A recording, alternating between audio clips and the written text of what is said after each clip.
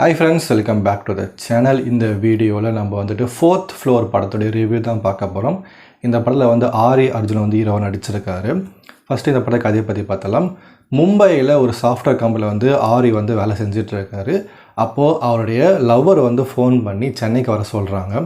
இவரும் வந்துட்டு அவங்க லவ்வரை பார்த்து பல வருஷங்கள் ஆகுது. ஸோ இவங்க வந்து திடீர்னு கால் பண்ணி வர சொல்கிறாங்களே சொல்லிட்டு இவர் வந்து இங்கே மும்பையில் காலி பண்ணிட்டு சென்னைக்கு வந்து போகிறாரு.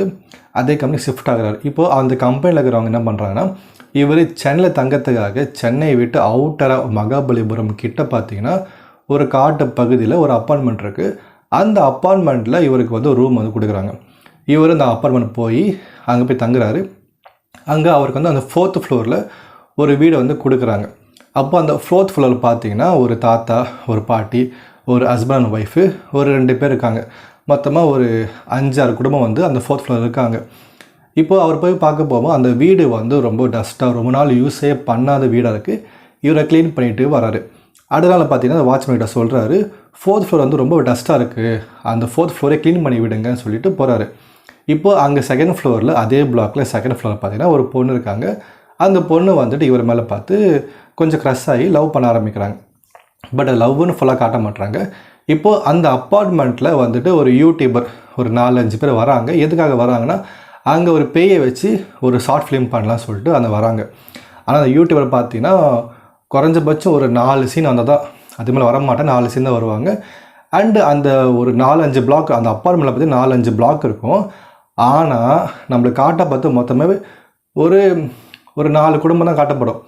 ஆரி அர்ஜுன் அந்த 4th ஃப்ளோரில் பார்த்தீங்கன்னா ஒரு 5-6 குடும்பம் இருக்கும். 2nd ஃப்ளோரில் ஒரே ஒரு பொண்ணு தான் இருக்கும்.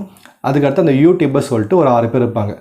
மற்றபடி அந்த அப்பார்ட்மெண்ட்டில் யாரையுமே காட்ட மாட்டாங்க. ஏன்னா அந்த அப்பார்ட்மெண்ட்டில் யாருமே இருக்க மாட்டாங்க. அது ஏன் இருக்க மாட்டாங்கன்னு சொல்லிட்டு அடுத்தடுத்து சொல்லப்படும். ஸோ இப்போது இங்கே லவ் பண்ண பொண்ணு வந்து ஃபோன் பண்ணாங்க இல்லையா ஆரிக்கு, இவங்க எங்கன்னு சொல்லிட்டு இவர் தேட ஆரம்பிப்பார். தேடி போகும்போது அவங்க வந்து கிடைக்க மாட்டாங்க.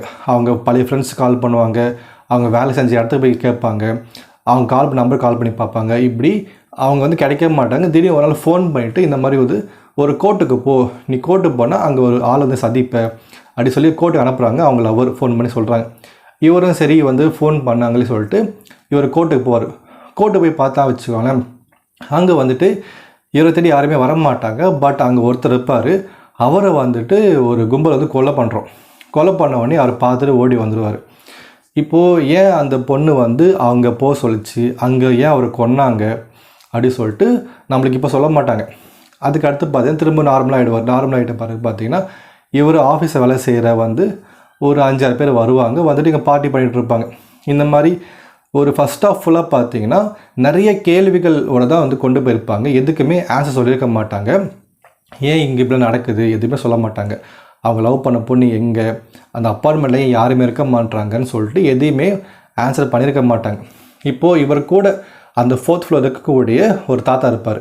அந்த தாத்தா வந்துட்டு இவர்கிட்ட வந்து ஒரு இருமல் மருந்து கேட்பார். அந்த இருமல் மருந்தை வந்து ஆரி வந்து கொடுப்பார்.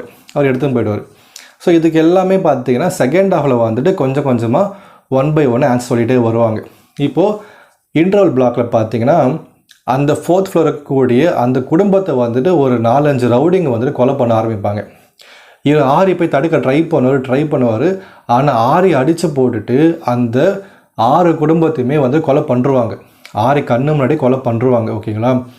இதை வந்துட்டு அந்த யூடியூபர்ஸ், அந்த பேய் பண்ணுறதுக்கு வந்தாங்க, அந்த யூடியூபர் வந்துட்டு வீடியோ எடுப்பாங்க. வீடியோ எடுக்கும் போதுட்டு இன்டர்வல் முடிஞ்சதுக்கு அப்புறமேட்டு காட்டுவாங்க.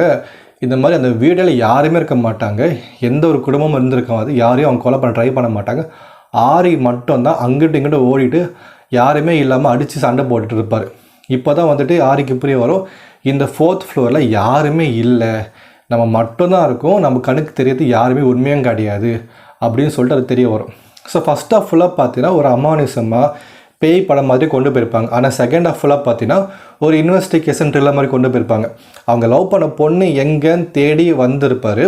ஸோ 2nd ஹாஃபில் வந்து 1 by 1 அதுக்கு ஆன்சர் சொல்லிகிட்டே இருப்பாங்க. ஸோ இந்த படத்தில் வந்து மெயினாக பார்த்தீங்கன்னா அந்த அப்பார்ட்மெண்ட் தான் வந்து மெயினாக தான் ஒரு ஸ்டோரியே. அந்த அப்பார்ட்மெண்ட்டை சுற்றி தான் எல்லாமே நடக்கும். ஒரு வில்லன் குரூப் இருப்பாங்க, அண்ட் ஒரு மிகப்பெரிய பணக்காரர் இருப்பார். அவங்க 2 பிளான் பண்ணி அந்த அப்பார்ட்மெண்ட்டை வச்சு எப்படி பணம் சம்பாதிக்கலாம் சொல்லிட்டு ஒரு பிளான் பண்ணியிருப்பாங்க. அதான் வந்து படத்துடைய பேலன்ஸ் கதை. இதை வந்து பார்த்தீங்கன்னா எனக்கு ரொம்ப பிடிச்ச விஷயம் என்ன பார்த்தீங்கன்னா, இந்த படத்தில் ஆரி அண்ட் ஒரு பொண்ணு வருவாங்க. அவங்க மாதிரி தெரிஞ்ச முகம் மாதிரி இருக்கும். மற்ற யாருமே நம்மளுக்கு தெரிஞ்ச முகமாகவே இருக்காது. இந்த யூடியூபர்ஸ் வருவாங்க, அவங்க நிறைய வாட்டி நம்ம யூடியூப்பில் பார்த்துருப்போம், அவங்க வந்திருப்பாங்க. மற்றபடி யாருமே தெரிஞ்ச முகமே கிடையாது. அண்ட் எங்கேயுமே லேக் அடிக்காமல் இன்ட்ரெஸ்டிங்காக கொண்டு போயிருந்தாங்க. ஒரு மீடியம் பட்ஜெட் படமாகவே தெரியல, நல்லாவே செலவு பண்ணி எடுத்திருப்பாங்க. எங்கேயுமே லேக் அடிக்காமல் அங்கங்கே ட்விஸ்ட் வச்சு நிறைய கேள்விகளை வச்சு அதை செகண்ட் ஹாஃபில் பதில்கள் சொல்லி ரொம்ப இன்ட்ரெஸ்டிங் கொண்டு போயிருந்தாங்க ஸ்க்ரீன் ப்ளே வகையில். எனக்கு இந்த படம் ஒர்க் அவுட் ஆகியிருந்தது. ஏன்னா எங்கேயுமே லேக் அடிக்காமல் நல்லாவே இன்ட்ரெஸ்டாக கொண்டு போயிருந்தாங்க. ஒரு இன்வெஸ்டிகேஷன் த்ரில்லர் மாதிரி கொண்டு போயிருந்தாங்க. கொஞ்சம் பேயும் கொஞ்சம் இன்வெஸ்டிகேஷன் கலந்து ஒரு நல்ல படமாக இருந்தது. கண்டிப்பாக ஒன் டைம் வாட்சபிள் தான். இல்லை எங்கேயுமே அடல்ட் கண்டென்ட்டே கிடையாது, ஃபேமிலியாக பார்க்க வேண்டிய படம் தான். ஓகே ஃப்ரெண்ட்ஸ், இன்னொரு வீடியோவில் பார்க்கலாம். நன்றி, வணக்கம்.